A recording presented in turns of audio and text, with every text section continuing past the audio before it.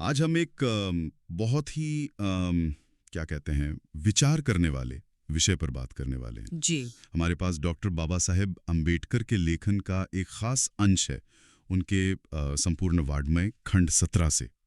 और ये हिस्सा सरकारी सेवाओं में आरक्षण, उस समय जिन्हें अछूत कहा जाता था, उनकी मांगों और उसके पीछे के तर्कों पर है। बिल्कुल। यहाँ मतलब जो बुनियादी सवाल उठता है वो ये है कि क्या सरकारी नौकरियों में सिर्फ मेरिट, सिर्फ काबिलियत ही देखी जानी चाहिए, हाँ, या फिर प्रतिनिधित्व भी उतना ही जरूरी है, या फिर सामाजिक प्रतिनिधित्व भी उतना ही जरूरी है?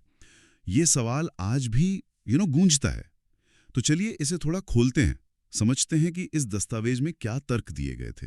जरूर। तो शुरुआत करते हैं कि मांग असल में थी क्या। ये दस्तावेज बताता है कि अछूत समुदाय की मांग थी कि सरकारी नौकरियों में उनके लिए एक हिस्सा, एक कोटा तय हो। हाँ। लेकिन इसमें एक बहुत अहम शर्त जुड़ी हुई थी। जी, वो शर्त थी न्यूनतम योग्यता की, मिनिमम क्वालिफिकेशन की। हाँ बिल्कुल। कि उम्मीदवार वो न्यूनतम योग्यता पूरी करता हो। ऐसा नहीं था कि बस बिना किसी योग्यता के नौकरी चाहिए। सही बात है। और ये न्यूनतम योग्यता वाली बात ये बहुत जरूरी है। ये दिखाता है कि वो लोग प्रशासन की कार्यकुशलता मतलब एफिशिएंसी के महत्व को समझ रहे थे।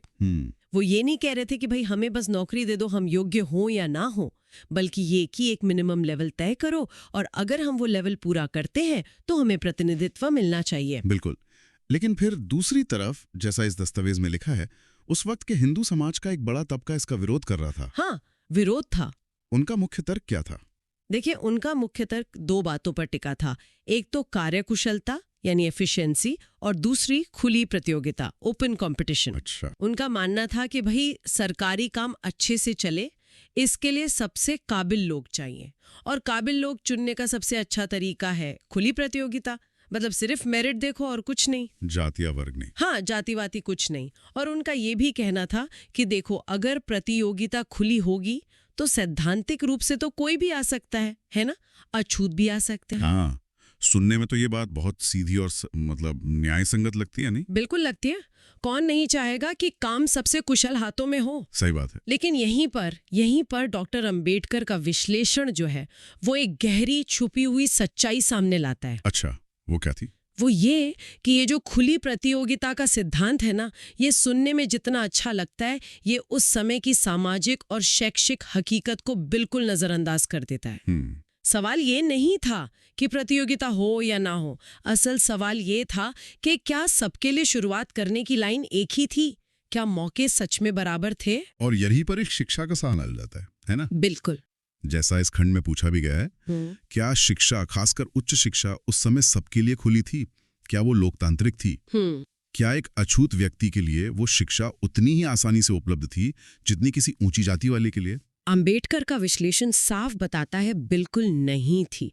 उच्च शिक्षा पर तो उस वक्त हिंदुओं का, और उसमें भी खासकर ब्राह्मण और दूसरी ऊंची जातियों का, एक तरह से कब्जा था, एकाधिकार था। अच्छा। तो वो पूछते हैं कि भाई जब पढ़ने के मौके ही बराबर नहीं है तो फिर नौकरियों में बराबरी की रेस की बात करना कहाँ तक सही है। हाँ, ये तो वही बात हुई कि किसी के पैर बांध और कहो कि दौड़ सबके लिए खुली। बिल्कुल यही बात। तो ये सिर्फ शिक्षा तक पहुंच का ही मामला नहीं था, और भी दिक्कतें थी। हाँ, कई सारी मतलब संरचनात्मक बाधाएं थीं जिन्हें ये दस्तावेज सामने लाता है। एक तो सबसे बड़ी बात, शिक्षा के मौके ही नहीं मिलते थे। स्कूलों में घुसने नहीं देते थे, बैठने नहीं देते थे, हर जगह भेदभाव। दूसरी, भयानक गरीबी। अब देखिए, उच्च शिक्षा महंगी थी, हाँ। और अच्छी सरकारी नौकरी के लिए अक्सर यूनिवर्सिटी डिग्री चाहिए होती थी। हाँ, वो तो है। तो अछूत समुदाय की आर्थिक हालत ऐसी थी ही नहीं कि वो बच्चों को कॉलेज भेज सकें। और सरकार की तरफ से क्या कोई मदद मिलती थी उन्हें? इस दस्तावेज के हिसाब से तो उस समय की सरकार ने अछूतों की उच्च शिक्षा के लिए कोई खास जिम्मेदारी नहीं ली थी, न कोई खास स्कॉलरशिप, न कोई मदद। और एक और बात जो बहुत दिलचस्प है, वो ये कि हिंदू समाज में जो दान वगैरह दिया जाता था शिक्षा के लिए, हाँ। वो भी ज्यादातर सांप्रदायिक होता था। मतलब हिंदुओं का दान हिंदुओं के लिए। अच्छा। अछूतों को उसका फायदा ना के बराबर मिलता था। अच्छा, ये भी एक पहलू था। जी। तो अब आप इन सबको एक साथ रखकर देखिए, पढ़ने के मौके नहीं, गरीबी है, सरकार उदासीन है, समाज से भी मदद नहीं मिल रही, तो ऐसे में ये खुली प्रतियोगिता का नारा तो एक मजाक ही लगता है ना। ये एक ऐसी रेस थी जिसमें ज्यादातर लोग तो स्टार्ट लाइन पर ही रोक दिए गए थे। ये वाकई उस समय के हालात का एक बहुत ही क्या कहें दर्दनाक चित्रण है। तो फिर इस पूरी पृष्ठभूमि में अछूतों की मांग असल में क्या थी? क्या वो मेरिट को बिल्कुल खारिज कर रहे थे? नहीं, जैसा हमने पहले कहा, वो मेरिट को खारिज नहीं कर रहे थे। वो उसे एक तरह से दोबारा परिभाषित करने की कोशिश कर रहे थे। अच्छा, कैसे?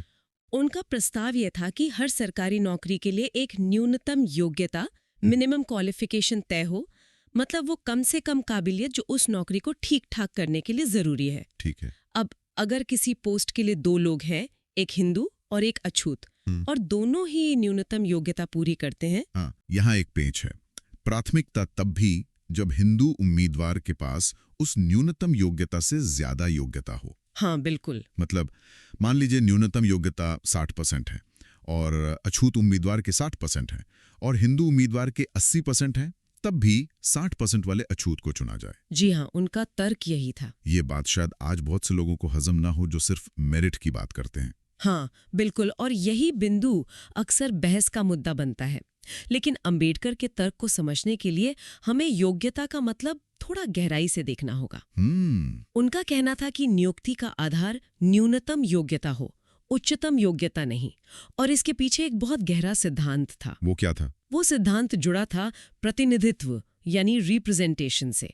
वो सिर्फ प्रशासन की कार्यकुशलता नहीं देख रहे थे, वो प्रतिनिधित्व को भी उतना ही बल्कि शायद उससे भी ज्यादा अहमियत दे रहे थे। प्रतिनिधित्व, इसे थोड़ा और समझाइए। इसका कार्यकुशलता से क्या लेना देना? देखिए, यहाँ अंबेडकर एक बहुत पावरफुल विचार रखते हैं। वो कैंपेबल नाम के एक विचारक को कोट करते हैं, जिसका मतलब है कि अपनी सरकार अच्छी कही जाने वाली गैरों की सरकार से बेहतर होती है। अपनी सरकार गैरों की अच्छी सरकार से बेहतर। इसका मतलब ये है कि सिर्फ एक कुशल सरकार होना काफी नहीं है। सरकार अपनी भी लगनी चाहिए, उसमें समाज के सभी हिस्सों की, सभी वर्गों की भागीदारी महसूस होनी चाहिए। ओके। अंबेडकर का तर्क था कि अगर आप सिर्फ सबसे ज्यादा योग्य के आधार पर चुनेंगे तो उस समय की सच्चाई ये थी कि सारी नौकरियां हिंदुओं, खासकर ऊंची जातियों को मिल जाएंगी, क्योंकि पढ़ने लिखने के मौके उन्हीं के पास थे। हाँ, ये तो जाहिर है। तो नतीजा क्या होगा? सरकार शायद तकनीकी रूप से कुशल हो जाए, पर वो असल में एक सांप्रदायिक सरकार बन जाएगी, जिसमें अछूतों का कोई हिस्सा नहीं होगा। वो उनके लिए गैरों की सरकार ही रहेगी। तो ये सिर्फ नौकरी पाने की बात नहीं थी, ये सत्ता में, शासन में हिस्सेदारी का सवाल था। बिल्कुल, ये शासन में अपनी जगह बनाने की, अपनी आवाज शामिल करवाने की लड़ाई थी। और न्यूनतम योग्यता का नियम सुझाकर अंबेडकर एक तरह से बीच का रास्ता दे रहे थे। वो कह रहे थे कि न्यूनतम योग्यता से ये पक्का हो जाएगा कि चुना गया आदमी काम करने लायक है, यानी प्रशासन ठीक ठाक चलेगा, कार्यकुशलता बनी रहेगी। अच्छा? लेकिन साथ ही ये नियम प्रतिनिधित्व के दरवाजे भी खोलेगा। इससे अछूत समुदाय को भी शासन का हिस्सा बनने का मौका मिलेगा और सरकार सच में अपनी सरकार बन पाएगी। तो ये इस तरह का बैलेंस बनाने की कोशिश थी कार्यकुशलता और प्रतिनिधित्व के बीच? हाँ, बिल्कुल, एक बहुत सोचा समझा संतुलन। वो कह रहे थे कि हम प्रशासन की क्वालिटी से थोड़ा समझौता करने को तैयार हैं, पर वो न्यूनतम स्तर पर होनी चाहिए। लेकिन हम प्रतिनिधित्व के सिद्धांत से समझौता नहीं कर सकते। उनके लिए अपनी सरकार का आइडिया सिर्फ अच्छी सरकार के आइडिया से ज्यादा जरूरी था, खासकर उस माहौल में जहां उन्हें सदियों से हर चीज से बाहर रखा गया था। ये तर्क वाकई हमें सोचने पर मजबूर करता है कि योग्यता और कार्यकुशलता को हम कैसे देखते हैं। क्या सबसे ज्यादा नंबर लाना ही हमेशा सबसे अच्छा होना होता है, खासकर जब हम एक समावेशी समाज और सरकार बनाना चाहते हैं? बिल्कुल, यही वो बुनियादी सवाल है जो ये दस्तावेज उठाता है। ये हमें सोचने पर मजबूर करता है कि क्या मेरिट को सिर्फ अकादमिक नंबरों या डिग्री तक सीमित रखना सामाजिक न्याय के साथ मेल खाता है, खासकर ऐसे समाजों में जहां ऐतिहासिक तौर पर इतनी गहरी असमानताएं रही हों। अंबेडकर का तर्क था कि न्यूनतम योग्यता एक प्रैक्टिकल हल है जो कार्यकुशलता की जरूरत और प्रतिनिधित्व के अधिकार दोनों का सम्मान करता है। तो अगर हम इस पूरी बातचीत को समेटें तो इस दस्तावेज से मुख्य संदेश क्या मिलता है? देखिए, मुख्य संदेश ये है कि डॉक्टर अंबेडकर ने जो सरकारी सेवाओं में आरक्षण या कहिए प्रतिनिधित्व की मांग रखी, वो सिर्फ कुछ सीटें भरने या रियायत पाने की बात नहीं थी। वो उस वक्त की कठोर सामाजिक, शैक्षिक और आर्थिक सच्चाई का एक बहुत ही तर्कपूर्ण जवाब था। ये खुली प्रतियोगिता के खोखले दावे को उजागर करती थी और न्यूनतम योग्यता के सिद्धांत के जरिए ये कार्यकुशलता और प्रतिनिधित्व यानी अच्छी सरकार और अपनी सरकार के बीच एक बहुत जरूरी संतुलन बनाने की एक हिम्मत भरी कोशिश थी। जी। इसका मकसद था उन समुदायों को सत्ता और सम्मान में वो जगह दिलाना जिससे वो सदियों से महरूम रखे गए थे। ये विश्लेषण वाकई बहुत कुछ सोचने पर मजबूर करता है। और अब सुनने वालों के लिए एक आखिरी सवाल या विचार। ये जो न्यूनतम योग्यता बनाम उच्चतम योग्यता की बहस है और इसके पीछे प्रतिनिधित्व बनाम सिर्फ कार्यकुशलता का जो तर्क है, ये आज भी कई शक्लों में हमारे सामने आता है ना? बिल्कुल आता है। तो आज के भारत में जब हम पब्लिक सर्विसेज, शिक्षा और दूसरी जगहों पर अवसर की समानता, मेरिट और सामाजिक न्याय की बात करते हैं, तो हम पुरानी ऐतिहासिक असमानताओं के असर को ध्यान में रखते हुए इन अलग-अलग जरूरतों के बीच सही तालमेल कैसे बिठा सकते हैं? हाँ, ये बड़ा सवाल है। क्या योग्यता या मेरिट की परिभाषा हमेशा एक जैसी रहती है, या उसे समय और समाज की जरूरतों के हिसाब से बदलने, विकसित होने की जरूरत है? ये एक ऐसा सवाल है जिस पर हम सबको सोचना चाहिए।